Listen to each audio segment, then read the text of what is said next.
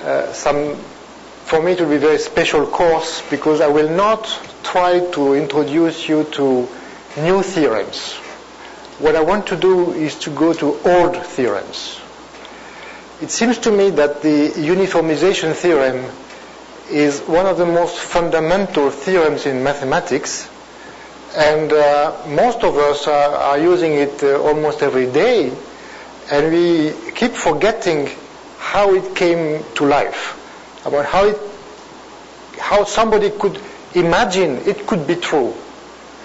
So the following happened 3 years ago, or 4 years ago.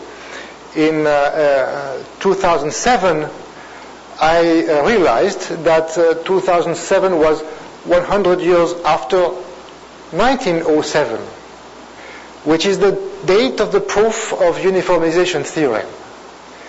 So I had the idea of celebrating this anniversary.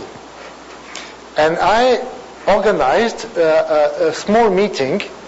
More precisely, I gathered a group of 15 people, some of them being young students, some of them being older, not all of them being experts in the subject.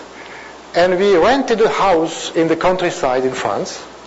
And our duty was to read the original text from Poincaré, from Koebe, from Riemann, from Schwarz, from Klein, etc., etc.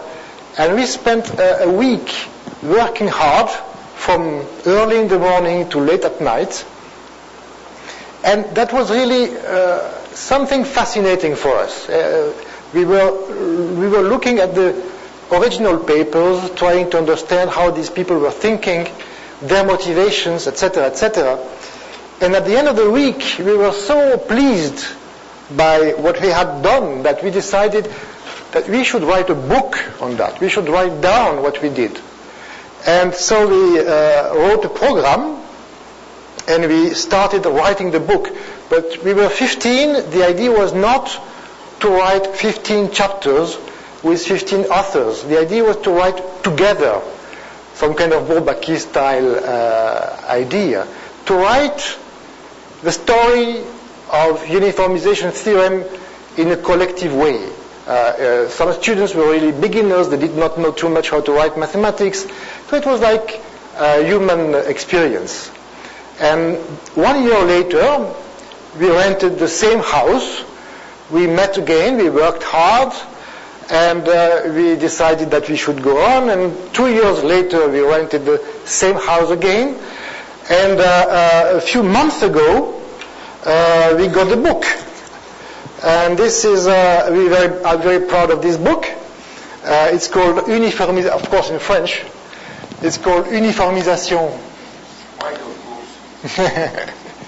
Because at least one half of the main heroes of the story are French.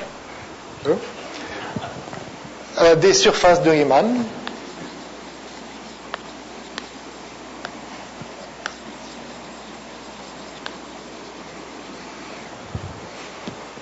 Retour.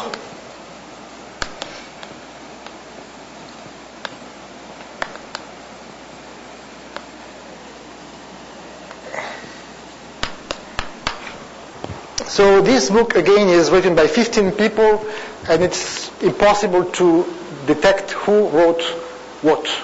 Everything has been mixed, rewritten many times. Yes? Did you have to revise a lot the original list of papers that you decided to read? Yes. We had to. That was a lot. We worked hard. I'm very happy with this story because, again, it was like very interesting. One of the main problems, we were discussing the French or English. One of the main problems is that most of the papers are in German. So it was hard for us too. And anyway, it was a good experience. So what I want to do today is to give you a rough outline of what is in this book, with essentially no proof, give you a short panorama of what happened since Gauss 18-something to Poincaré and Koebe 1907, when they finally proved the theorem.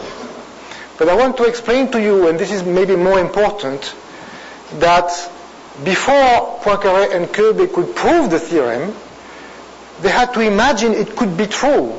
It was not obvious at all that such a theorem could be true.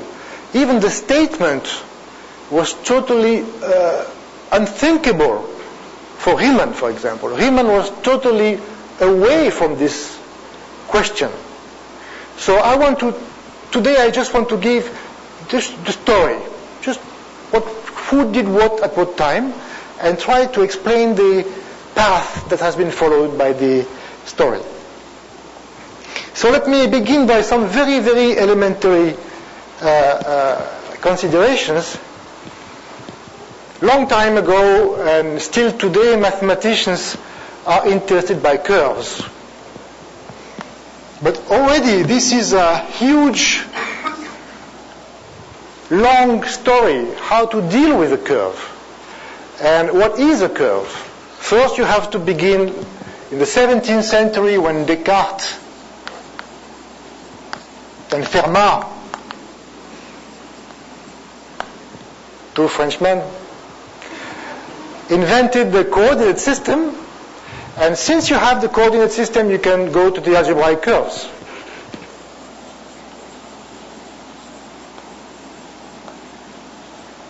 In other words, you look at curves in the plane whose equation is given by a polynomial p of xy is equal to 0. And you want to understand these curves.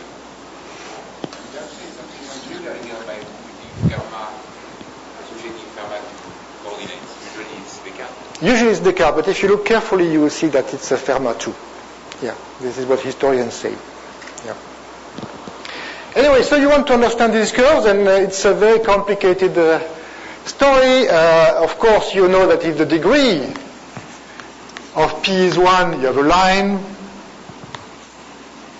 If the degree of p is 2, you have a conic. And these curves are very well known and very well studied in history. You have ellipses, parabolas, hyperbolas, etc. But what's happening when you go to degree 3?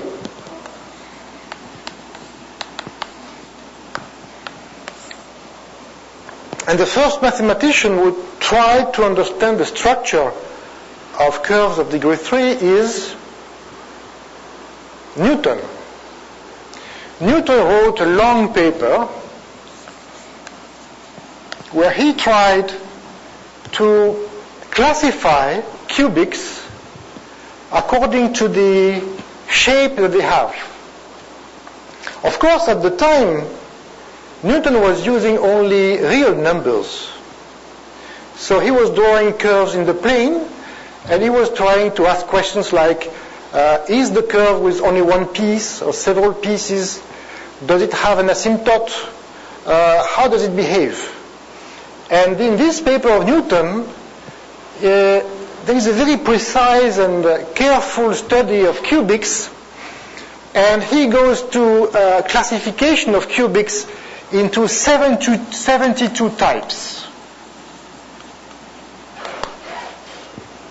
It's a very complicated paper. And later on, Kummer, looking at the paper of Newton, criticized it and found that 72 was not enough. You needed at least, I think, 344, something like that. So you have to understand that even a curve of degree 3 in the real domain is something very complicated. And simplifications came with the introduction of two fundamental tools that we all know, but I think it's good to remind them. The first simplification came from the use of projective geometry.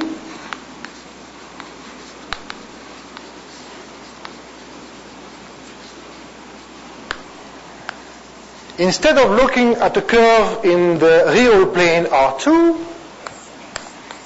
you introduce a line at infinity. I'm using the modern terminology, of course. You think of the plane as a subspace of the real projective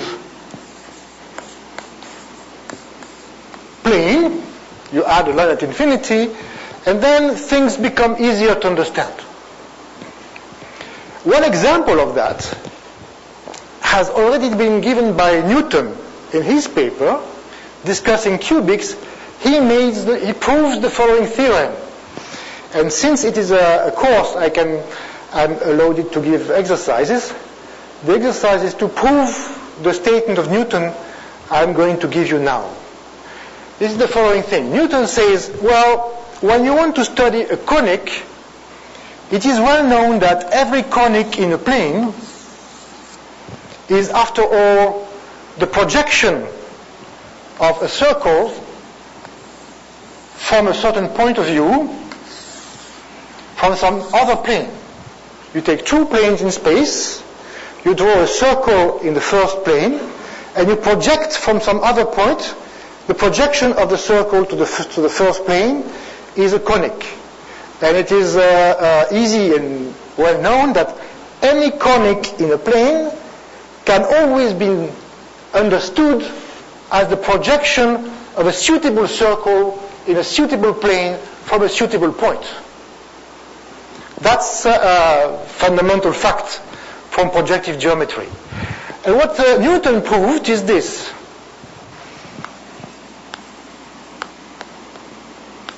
Any cubic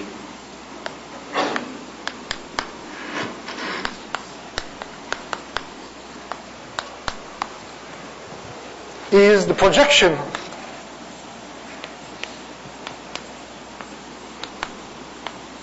of some, he calls that a divergent parabola.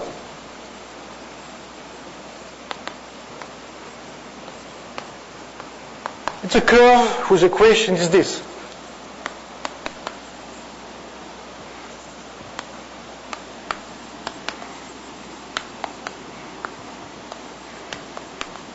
Y squared is a polynomial of degree 3 in x. So the exercise for you is this. You take such a curve, divergent parabola, you put it in a plane, and you project it to some other plane, and you have to prove that in this way you get all cubic curves. That's a nice theorem that usually people attribute to Weierstrass, but this is in Newton. Okay, so that's a first idea was to extend the plane to go to the projective plane. And the second idea, of course, is the use of complex numbers. Complex numbers came to geometry by the beginning of the 19th century. And the key name for this is Gauss.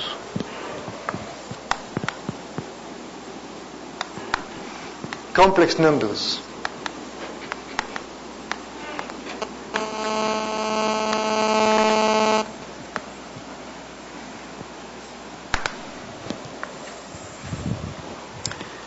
Complex numbers have been known for many years from the Italian school in the 16th century, but people were using complex numbers some kind of abstract algebraic way. They had no geometric way of thinking of complex numbers as we do today. They didn't think of a complex number as a point in the plane.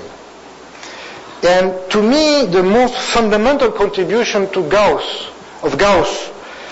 to this problem, to this point of view, is really a fascinating paper. I think I will describe that with more detail in the next lecture.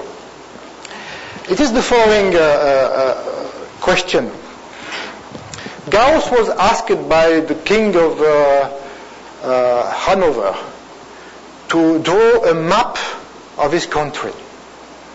So you have, this is the Earth, and you have this country, which is a small country on the Earth, and Gauss was supposed to draw a map of that. So a map is a map from the country to the plane. But at the time Gauss was thinking about that, everybody knew that the Earth was not exactly round. It was like an ellipsoid but maybe not even an ellipsoid. People knew that the Earth was not a sphere. It was something close to a sphere, but not a sphere. So Gauss, at the same time, was really working on applied mathematics because he was supposed to produce a map. He would be paid for a map.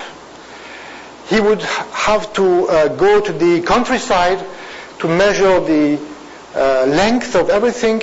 He would apply for getting money for that. He was fully working on this project, and at the same time he was thinking in an abstract way. How can we draw a map of a country on a surface which is not round?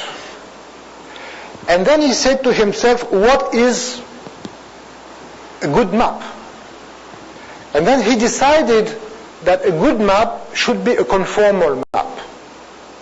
A conformal map is a map which has the property that it's differential at each point, which maps the tangent plane to the Earth, to the tangent plane to the sheet of paper, is conformal, preserves the angle. So if you have a conformal map, you are happy because that means that locally, if you look on tiny circles on the Earth, the image on the plane is also a tiny circle up to higher order error. So actually Gauss was not using the name conformal. The name conformal came much later. Gauss was using a name in German which is that long, which means a map which in the small looks like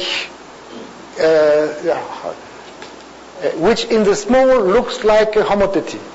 This is a big name like that. And then Gauss proves the following theorem. Whatever is the shape of the Earth, whatever is the country you want to map, it is possible to map it conformally to the plane. You don't believe me? Without any constraint on the country? Locally. If the country is small enough, which is certainly the case for Denmark or whatever. Okay. Anyway, so let me state the theorem. The theorem of Gauss is this.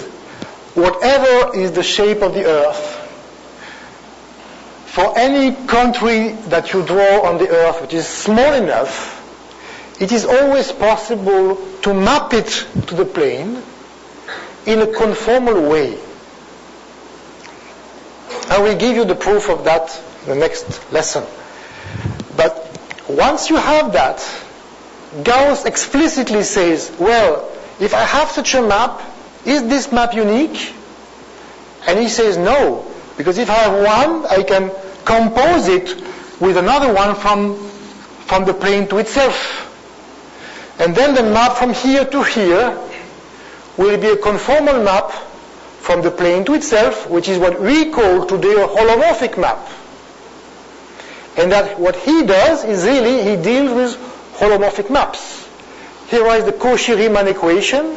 He understands that this map is unique up to composition by a holomorphic map if you think of this plane not at R2 but at the complex plane. So if you use modern terminology, we can see that Gauss understood that any surface of dimension 2 is canonically of dimension 1 over the complex numbers. Because you can locally parameterize any surface. When I say surface, of course, I mean surface with what we call today Riemannian metric. It's a surface, let's say, embedded in 3 space. Every surface locally can be parameterized by complex numbers, and change of coordinates are holomorphic functions. So I can repeat what Gauss said by saying the following. Any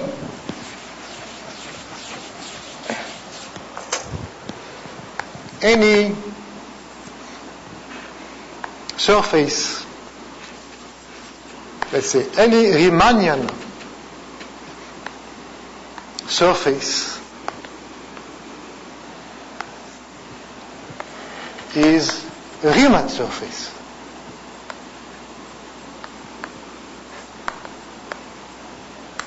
So here you see twice the name Riemann, but you should be careful.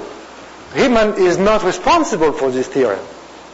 He's just responsible for the names.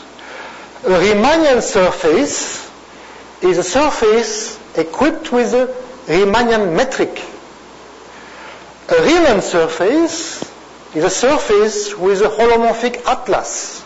Change of coordinates are holomorphic. And Gauss proved that any Riemannian surface canonically defines a Riemann structure on the surface. This is Gauss, 1818. I want to insist on that because this theorem of Gauss that I'm mentioning now is usually called the Riemann theorem by everybody in dynamical systems. Riemann theorem, the Riemann mapping theorem, I think Dennis Sullivan is responsible for this historical mistake. The Riemann mapping theorem should be called the Gauss mapping theorem. Riemann is not responsible at all for this kind of mapping. Do you agree? But I mean, I've seen in books which have nothing to do with dynamics that the Riemann theorem is what I'm looking for. This theorem? No, that's another theorem. Yeah. Don't go too fast. So the first theorem in the history of uniformization could be called the local uniformization. It starts from a surface and it makes it complex. Okay? You say it's small enough. Was it ever quantified how small enough is? You will see the proof gives a complete quantification of how far you can go.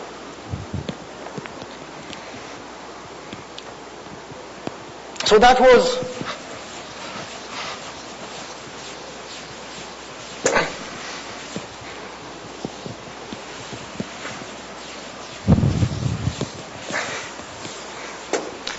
a great surprise that two-dimensional Riemannian surfaces turned out to be one-dimensional over the complex numbers. And then came Riemann.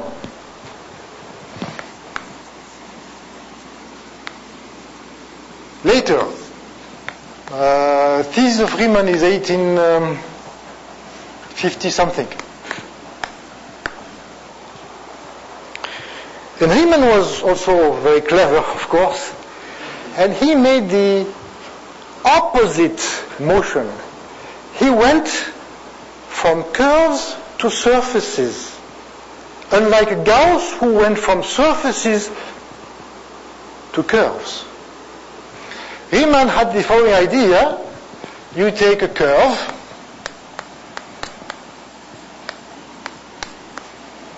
initially you think of this curve in the real plane, but you complexify it. You look at this curve in C2, and even better in the complex projective plane. And now you think of this as being one-dimensional over the complex numbers.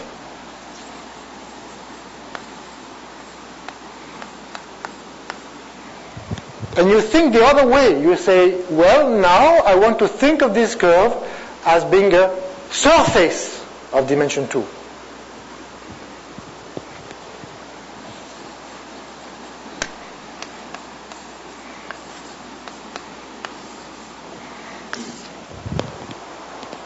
This was totally new. The idea of thinking of a curve as being something two-dimensional was completely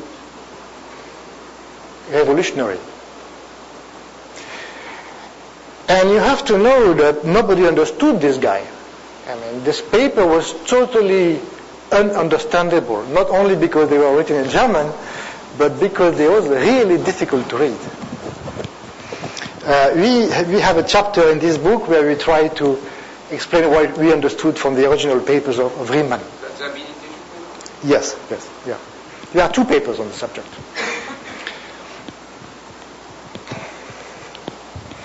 So, immediately thinking of a curve as a surface, you can say, well, what is the topology of the surface? Of course, the concept of topology was not clear and was really created at the time, exactly at this period of time. And what Riemann said, well, this Riemann surface here is homeomorphic. He does not use the word, of course, to a sphere, a torus, or a surface of higher genus.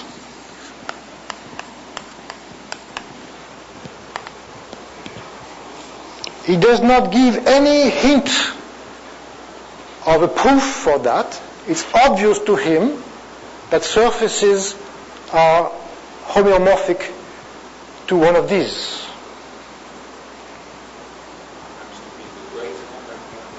Because it's a, this is a CP2 is compact. I was assuming for simplicity the curve is non-singular, so it's a compact surface sitting into the complex plane. Okay? And so there is this discrete invariant of a curve, which is 0 here, 1 here, and we denote it by the genus today, genus, which is an integer. In the time of Riemann, it was written P, and in number theory today, they still use P for the genus of a surface, and the terminology of genus is much later. It's 1870 or something.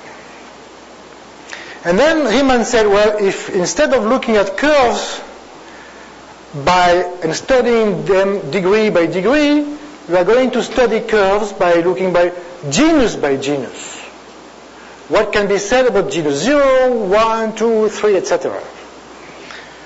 For the case of genus 0, Riemann says nothing.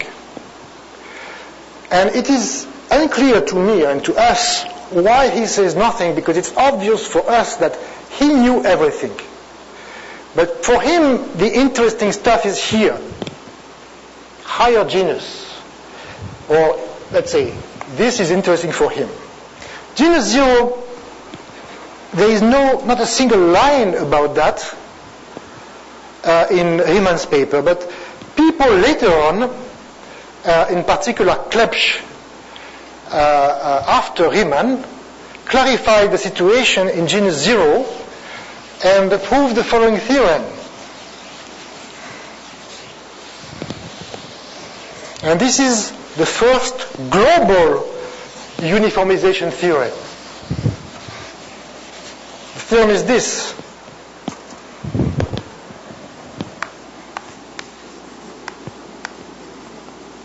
Let me write Riemann, because I'm sure he knew it. And he knew how to prove it, which is even better. The theorem is this. Any Riemann surface homeomorphic to a sphere is biholomorphic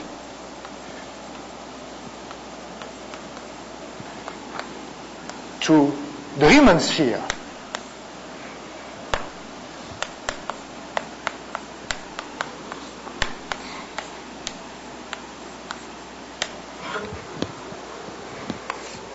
Already, this is a highly non-trivial theorem. There is a unique holomorphic structure on the two-dimensional sphere.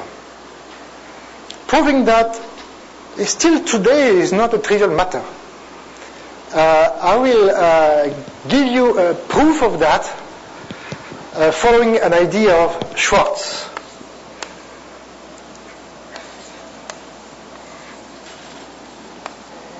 The truth is that Schwartz, who was a student of Riemann, was not convinced at all by the proofs of Riemann, and he complained a lot with friends of him, and they decided to prove small parts of the papers of Riemann. And for example, they said, well, let's prove that there is a unique structure of the Riemann surface on the sphere. And they did it in a way which is completely independent from the techniques of Riemann, which, as I will tell you in a moment, were basically wrong. Not wrong, but not solid. This is the first uniformization theorem. Now, a curve which is of genus 0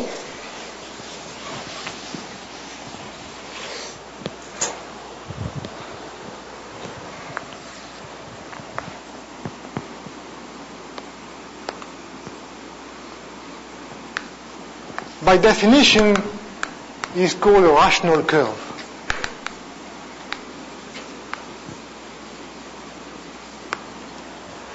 And in the old French book, it's called unicursal. Is that technique in English? Unicursal? No, you don't know this word? In French, we say unicursal. This means that you can draw. With an E, I guess. Yeah. Yes. Does that exist in English? No? It is a curve that you can draw with the chalk, like that. So formally, a curve P of xy is equal to 0 is unicursal, is rational, if you can parameterize it by two rational functions.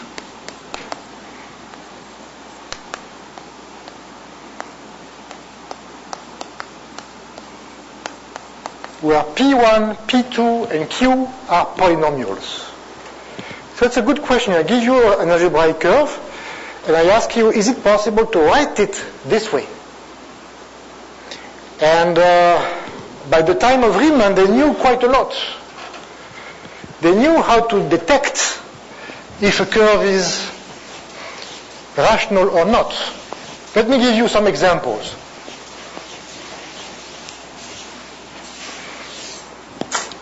There are two typical examples.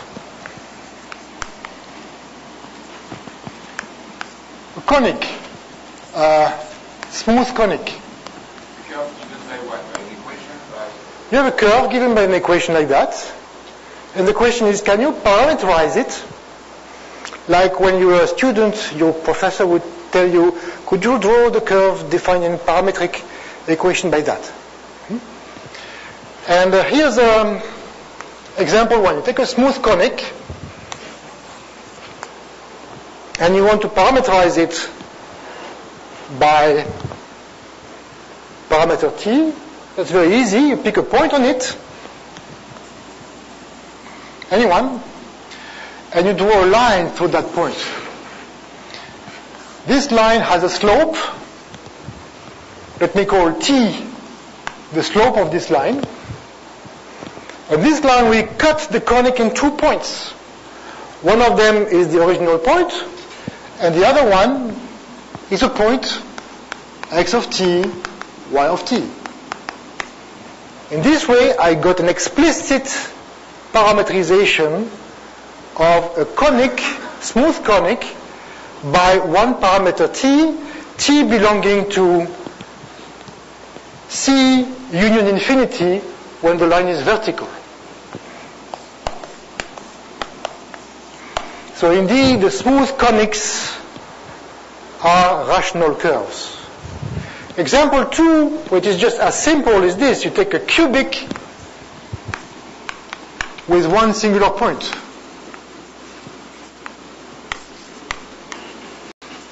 Something like that. And you play the same game. You draw a line through the singular point with slope t. This line will intersect the cubic in 3 points because it's a cubic, but 2 of them coincide with the singular point because the singular point is singular. So the third one is well defined, and you can call it x of t, y of t. And in this way you get a parametrization of a cubic, of a singular cubic, by one number. Now here's an exercise.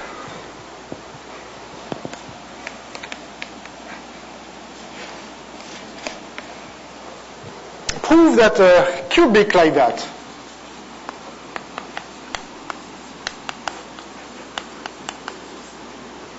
assume, take such a cubic, one of these divergent parabolas of Newton, and assume it's non-singular. So this means that 4p cubed plus 27q squared is not 0. And prove that this curve is not rational. And prove it by hand. So the exercise is you have to prove that it is not possible to find 3 polynomials P1, P2, and Q such that if you plug these polynomials in here, you get equality.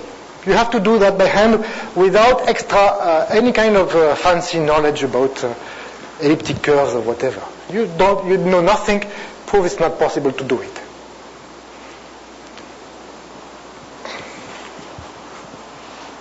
So people were trying to understand curves little by little. And what was happening in the case of higher genus, again, as I told you, Riemann was basically interested by higher genus.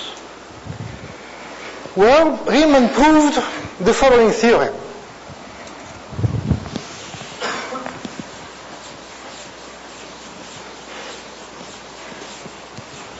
I will express it in modern terminology.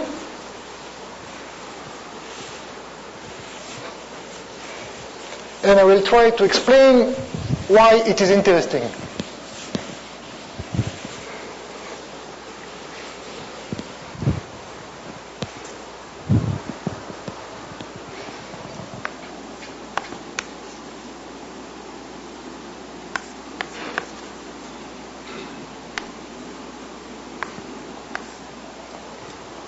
Riemann proved the following. Take a Riemann surface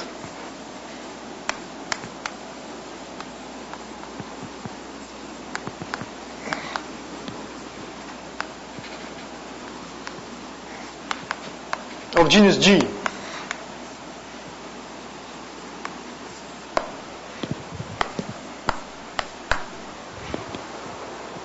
Then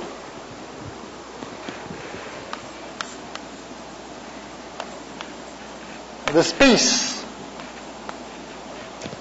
again I'm using modern terminology, of holomorphic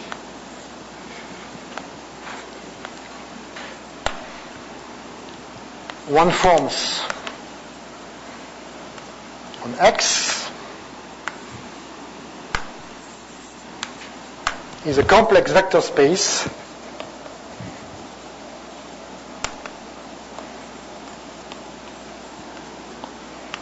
of dimension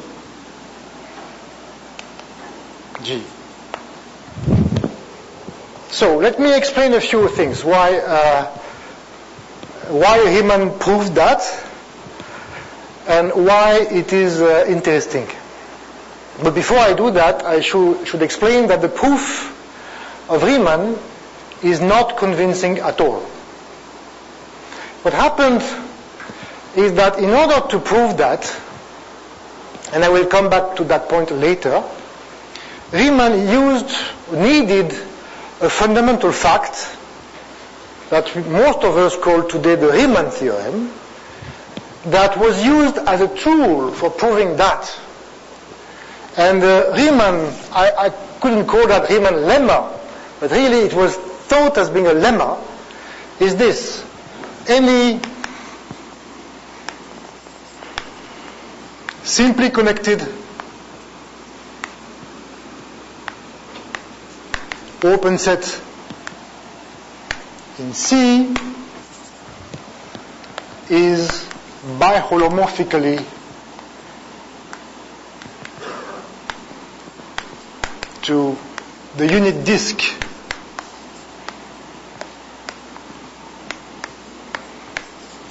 so the open set should be non-empty and should be not everything. So this is the theory that we all learn in complex analysis course. Any simply connected domain in the plane can be mapped by a holomorphic map to the standard disk.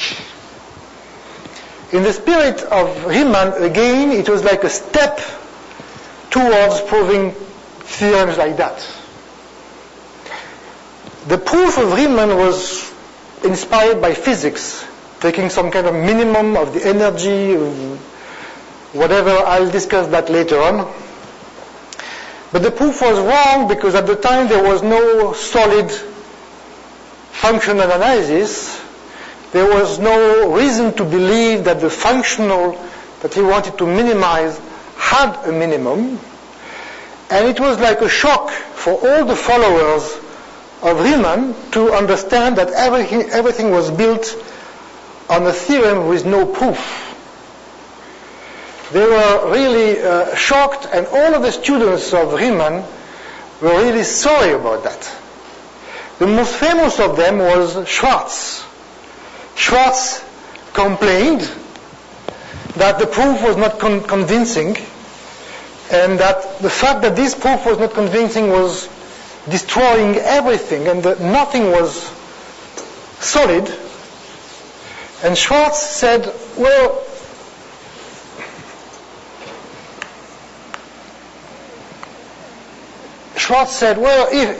if Riemann, if the great Professor Riemann is correct, this should be true in some simple examples. Why don't we look at simple examples, like a triangle? And Schwarz said, well, I want to understand a holomorphic map from a triangle to the disk. According to Riemann, there is one. Can I find it? And he found it. And in order to find it, he discovered that the right way to think of this uniformization of these triangles was to think in terms of differential equations, second order differential equations, and he introduced the terminology of the Schwarzian derivative. Schwarzian derivative was introduced by Schwarz. Well, actually it is an interesting story because if you look carefully, you see that the Schwarzian derivative was not introduced by Schwarz. It was introduced by Lagrange in a paper which was published before the work of Gauss on cartography. It's a paper in which Lagrange is really studying what is a good map. And in order to understand what is a good map, he's writing down the formula for the Schwarzian derivative. So to speak, the Schwarzian derivative should be called the Lagrange derivative, but Lagrange has already many positive things in his pocket, so he doesn't need more. Anyway, so Schwarz wanted to understand that, and that was the beginning of understanding linear differential equations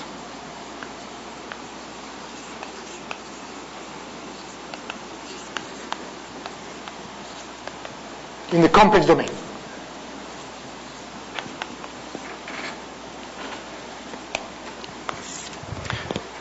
As I will explain to you later on, Schwarz published many papers on the subject, but Poincaré, much later, we will come to Poincaré later, was totally unaware of everything. In particular, Poincaré will rediscover all the work of Schwarz, and Klein will complain against Poincaré because Poincaré was not aware of the work of the great German mathematicians. And I will come to that later, but there was big competition at the time that was very interesting. You can see in 1882 a letter from Poincaré to Klein saying, Professor Klein, would you explain to me what is the genius? And Klein answers saying, Mr. Poincaré, I will tell you what the genius is. He gives the definition and says, maybe you should look at Riemann. And we know by the records from the library in Caen, where Poincaré was, that the same day Poincaré went to the library and borrowed the papers of Riemann. So it seems really that, and then later on, Klein explains that he has been amazed by the velocity at which Poincaré grasped the work of Riemann, which is far from being obvious. Anyway, so Poincaré was not aware of this story, but it was developing anyway. This was like Schwarz wanted to understand Riemann. He was working as an engineer at that time. Poincaré was an engineer, yes. No, in Caen he was maître de conférence. Yes, he was maître de conférence in 82, and he was engineer in 81. Anyway, so let me go on with the story. So, you know, this theorem that we all call Riemann mapping theorem is Riemann mapping theorem. Indeed, it was stated by Riemann. It was proved by Riemann with a non-correct proof. But this theorem has nothing to do with Gauss mapping theorem that we use in dynamics, you know, field of ellipses, etc., etc. Okay? That's different theorems. I see no connection between the two. And both are called Riemann mapping theorem. I think Dennis is responsible for that.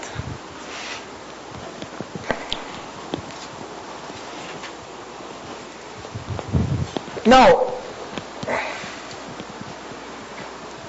let me explain why Riemann was happy with that, and why somehow Riemann plus Weierstrass proved a theorem I'm going to explain to you now, which for them was the end of the story.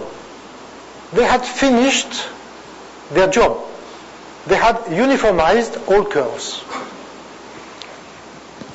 Let me explain that.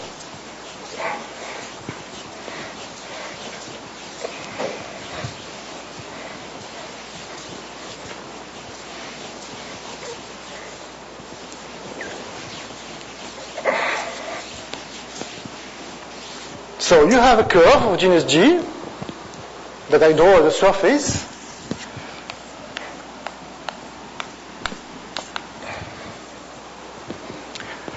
And you assume that this theorem is correct. So you have on this Riemann surface, you have G linearly independent, holomorphic one-fourth. Then what can you do with that? Well, you can take a base point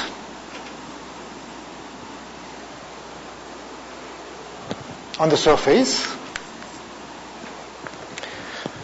and now for each point x on the surface and each path connecting the base point to x, you can integrate the force.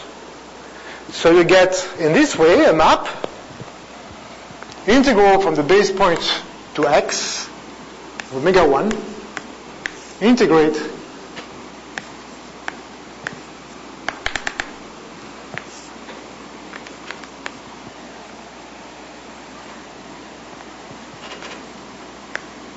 and you get, in this way, G complex numbers.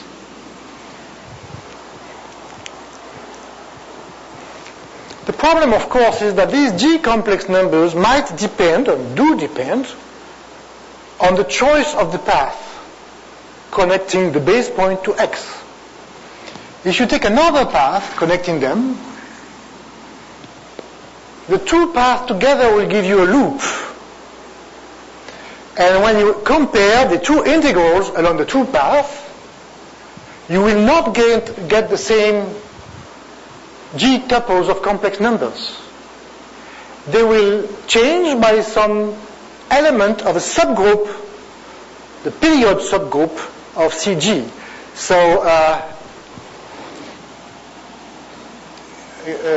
Riemann looks at the gamma, which is the set of G tuples on loops from the base point to itself.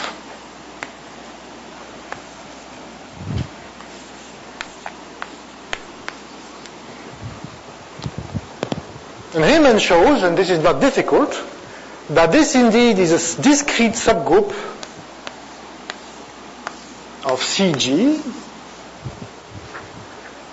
and that the quotient CG modulo gamma is compact torus.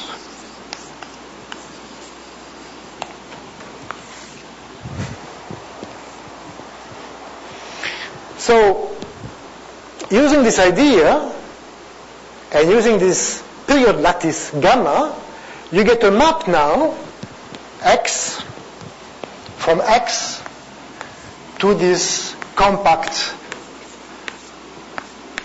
torus.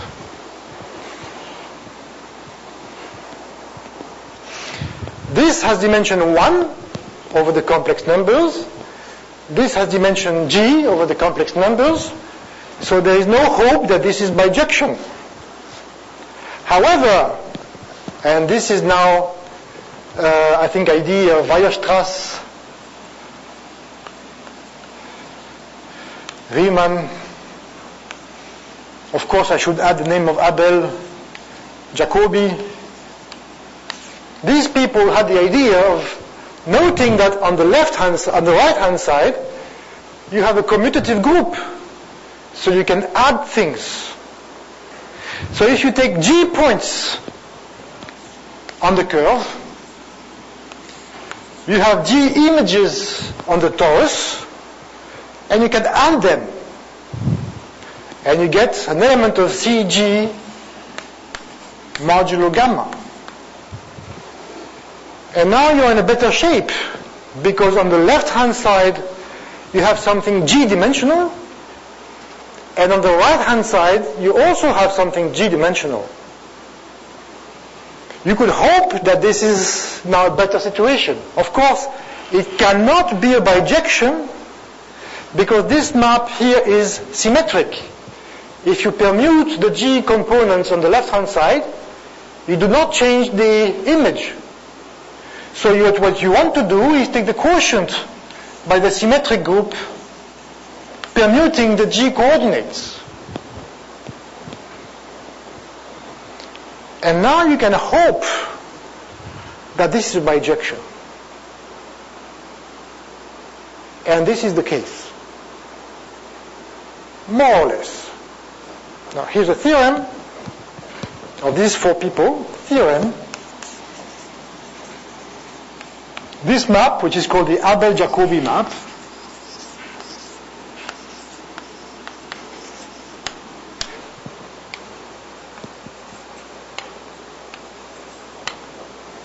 is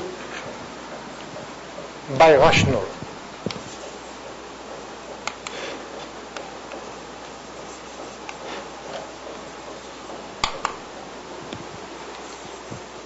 So what does that mean precisely? Well, it does not mean exactly that it is a bijection, but it means that if you delete from this object some codimension 1 object, if you delete from this torus some codimension 1 object, then on the complement, this is bijection. So these two objects may not be biholomorphically the same, but they are birationally the same. If you delete codimension 1 here, codimension 1 here, they are isomorphic. So when they had that, and this is 1850 something, most people believed that was the end of the story of algebraic curves. They were really happy because they said, okay, given any algebraic curve, we can uniformize not the curve, but its G's symmetric power. Let me write it down. Yep, I'll explain that.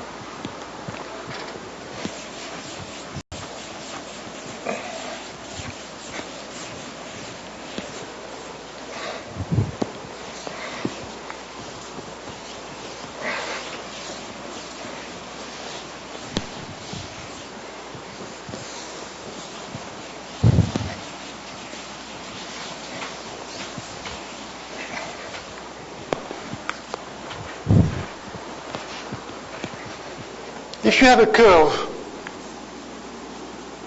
of genus 0,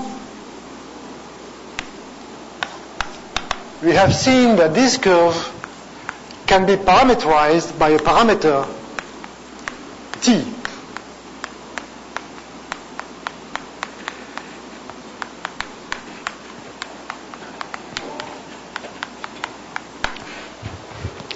Now, if you have a curve of higher genus, to uniformize it would be to parameterize it.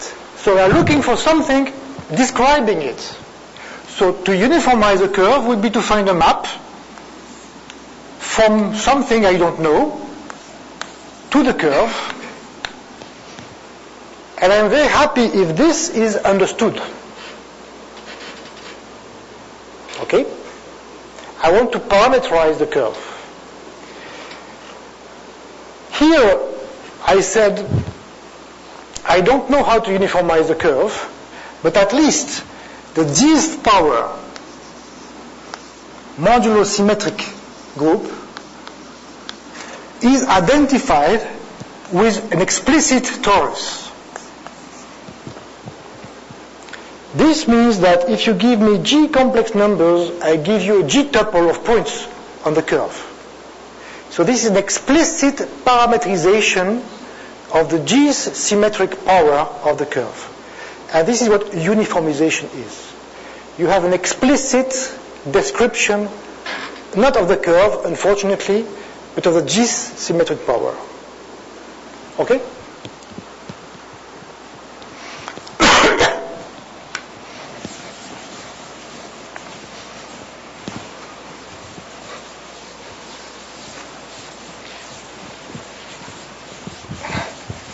Now, what happened next? Again, everybody was happy with that because they thought they had the best possible representation of a curve. A curve raised to the G's power symmetrized is just a torus. Torus is something very simple to understand. And then began another story I want to discuss now, which is the competition between Poincaré and Klein.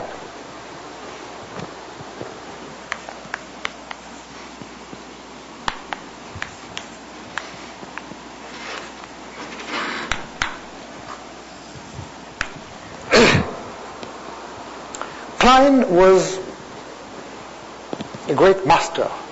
He understood completely all this theory from Riemann, etc., except that he had the same feeling as Schwarz. He was not happy with the proofs of Riemann. In 1881, he wrote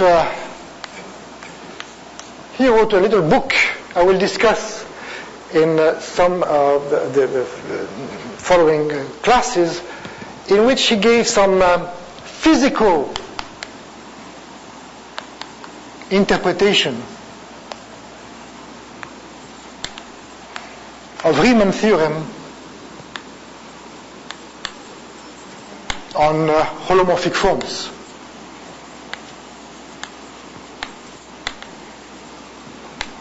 He was explaining that one should think of a Riemann surface as being a physical object on which you can have a fluid, for example, a fluid moving on the surface, etc., etc. At the same time, Poincaré was 26 or something, and Poincaré was trying to think about differential equations. Poincaré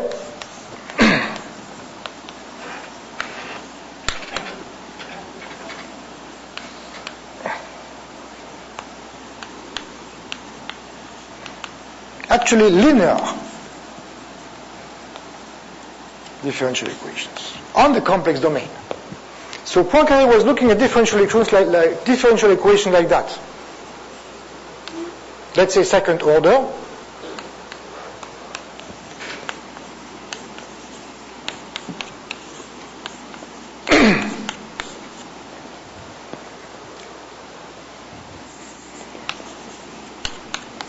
Where A, B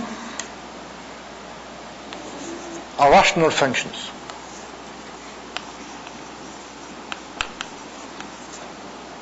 So a quotient of two polynomials. So Poincaré wanted to solve differential equations. He knew nothing at the time. He knew absolutely nothing about Riemann surfaces, nothing about uniformization, nothing. And then he began thinking about that and producing examples. Examples of differential equations for which he could do something. So what does that mean, to do something? As you know, differential equation, like a linear differential equation like that, will behave in a strange way around the poles of A and B. So somehow the right locus to understand this differential equation is the Riemann sphere for the x minus a certain number of points which are the poles of A and B. And since you know that when you go around the poles you have some phenomenon of monodromy,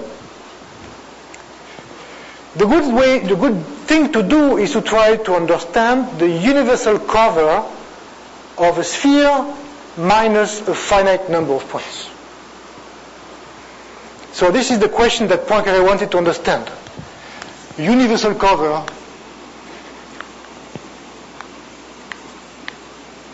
of the sphere minus certain number of points.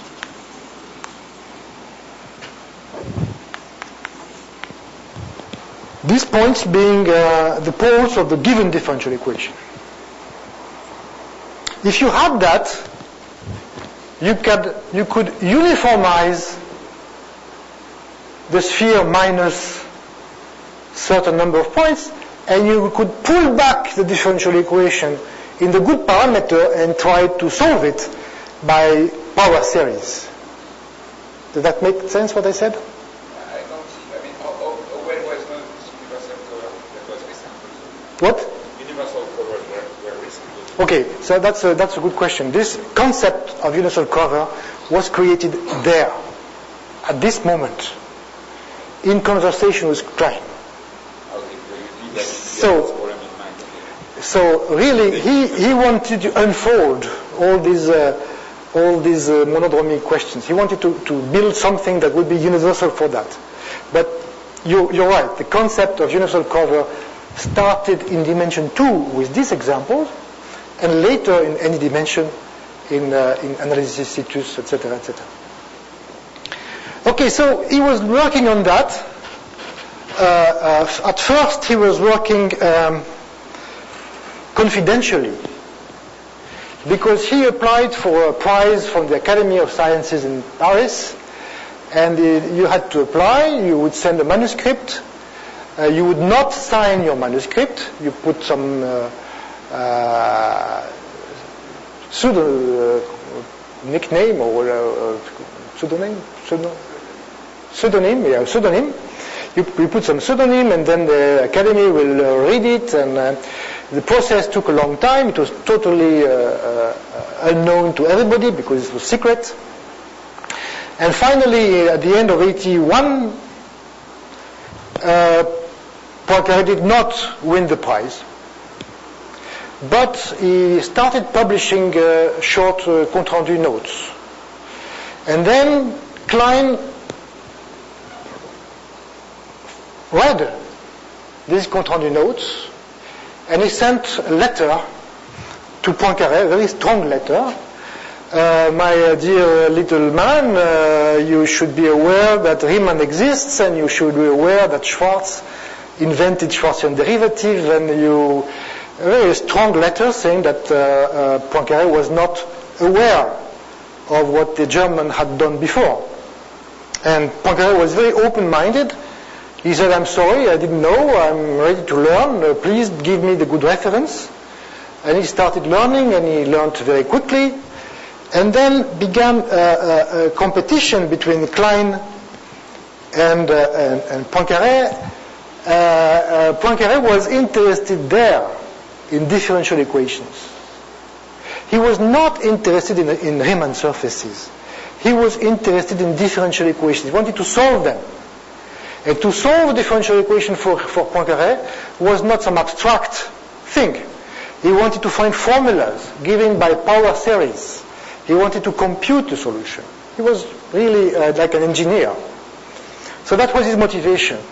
Klein was not interested at all by differential equations. He was interested by algebraic curves. And he was not interested by punctured spheres. He was interested by algebraic curves of genus G. And then, in the conversation between the two, they exchanged 27 letters, very interesting letters. We included these letters at the end of the book. Originally, it's interesting because Poincaré could read and speak fluently German, and Klein could read and speak fluently French, but Poincaré would write in French and Klein would answer in German. Because, 1881, the war between France and Germany was not so long time ago, so it was really, and then, so we translated the correspondence between the two here. It's really fascinating to see how Klein immediately understood how Poincaré was good. He immediately understood that, and then he decided to help him. And there was a competition is not the word. They helped each other. Co-petition. Co-petition, yeah. And then the dream of Poincaré was to prove the following. Again, I'm using modern terminology. Poincaré wanted to prove the universal cover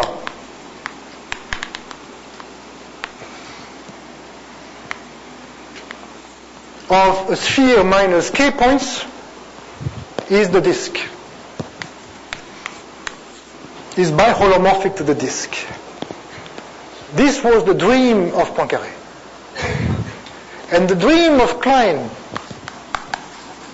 who was not interested by differential equations, was to prove that the universal cover of a compact Riemann surface with no point deleted of higher genus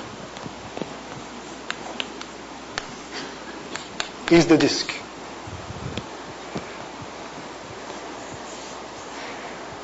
Of course, as you know, both of them are right, and the correct statement is the union of them. If you take any surface of higher genus and if you delete points, the universal cover of this is the disk. And it took a long time before they could realize each other. They were running after the same theorem. And what happened is that in August 82, Poincaré proved the following theorem that he sent to Compte-Rendu Note and then he sent to Felix Klein. He said the following: for every compact Riemann surface,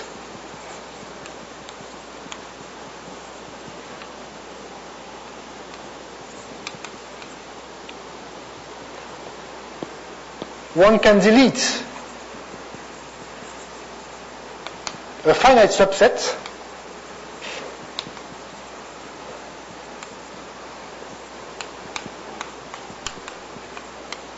such that the universal cover of the punctured Riemann surface is the disk.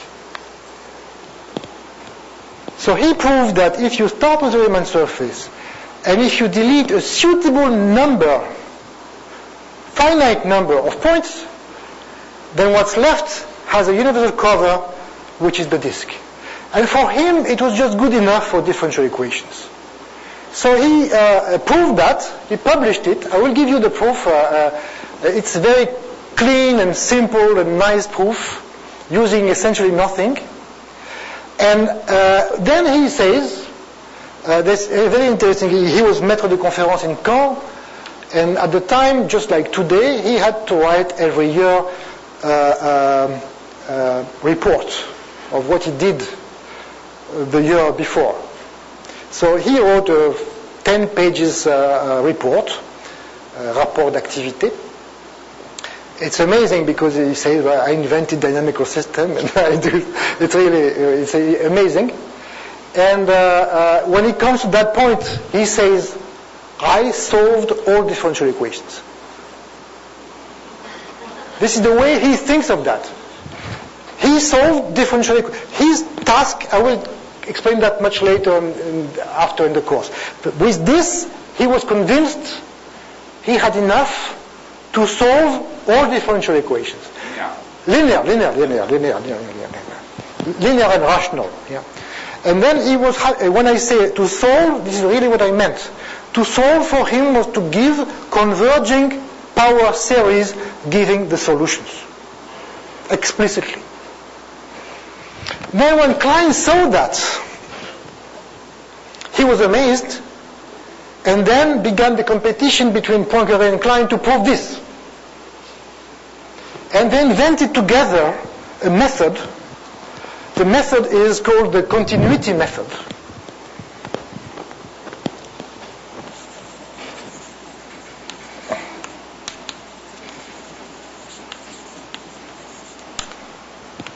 I will spend maybe 1 or 2 lessons on that, proving that the universal cover of a compact Riemann surface of higher genus is the disk. And the proof, in words, is to observe that the dimension of Teichmuller space is equal to the dimension of the moduli space. And to use the open mapping theorem that did not exist at the time. And it's a long proof, more than 200 pages. I think not convincing. Anyway, at the end of this competition, Poincaré was going to some other problems in mathematics, and Klein was totally exhausted. In his autobiography, Klein said, "This was the end of my productive life." He was 42. You know? So really, this competition with Klein was too strong for him. Okay, so that was 1882. So Poincaré was happy. Klein was happy too. The universal cover of the Riemann surface is the Poincaré disk, what we call the Poincaré disk now. I have a problem. You say the enunciation that there is some sets, perhaps large. Yeah. So he did not mind putting points which were not among the singularities. Yes. For him, extra singularities, but did not. Okay. So let me finish by this.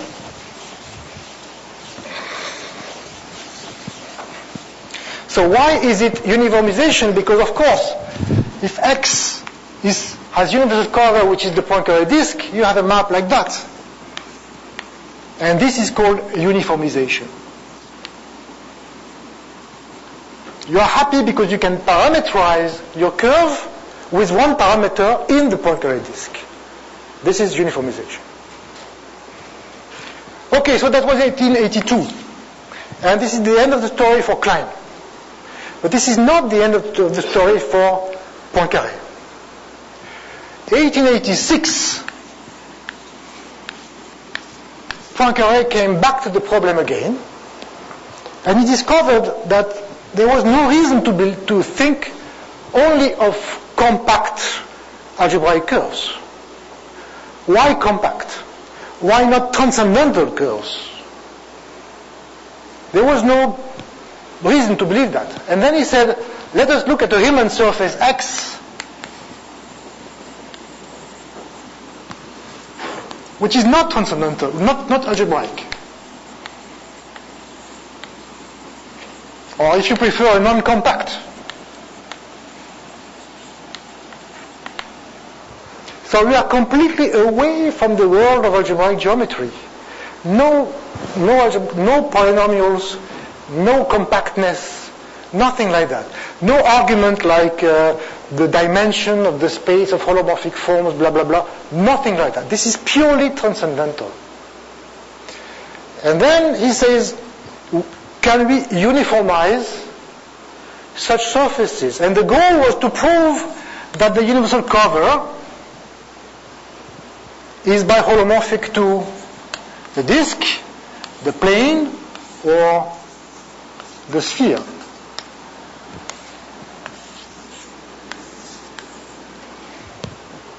But again, Poincaré is not able to do that. What he does in 1886, he proved it after deleting a finite set of points. So the theorem that he proves is this: for any Riemann surface, even non-compact,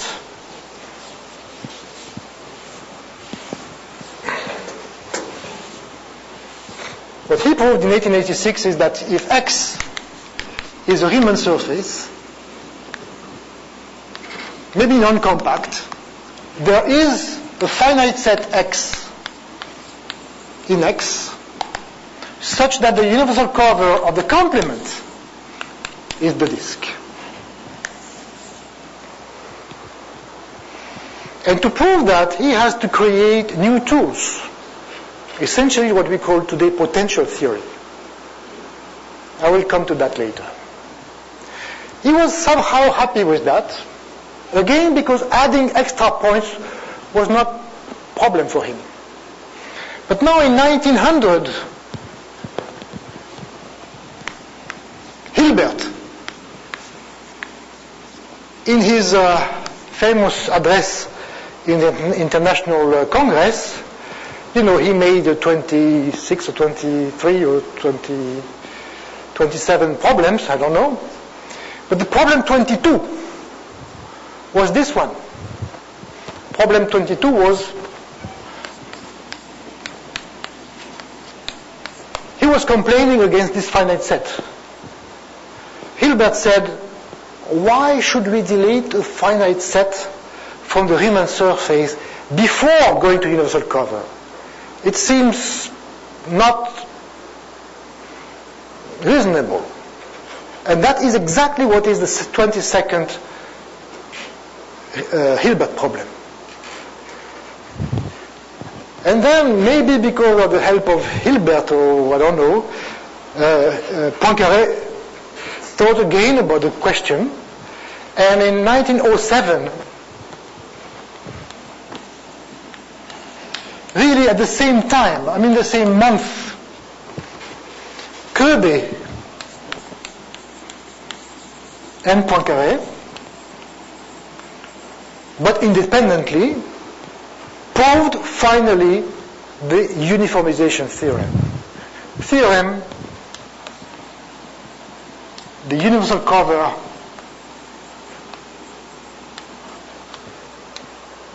of any Riemann surface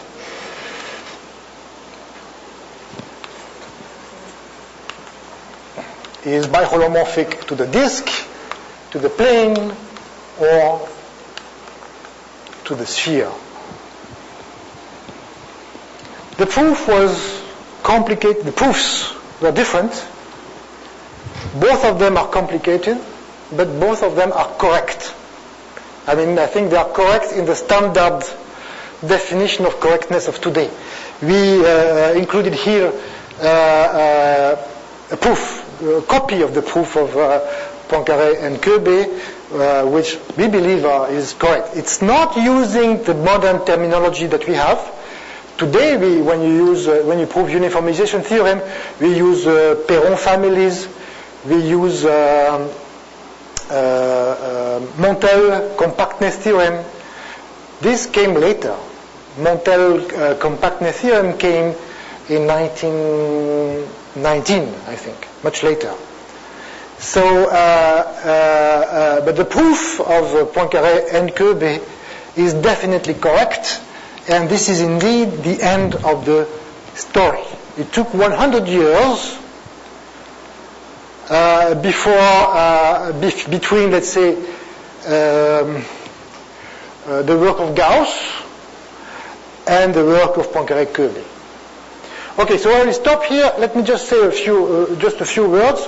One, I hope in the future you will not anymore mix the following three theorems.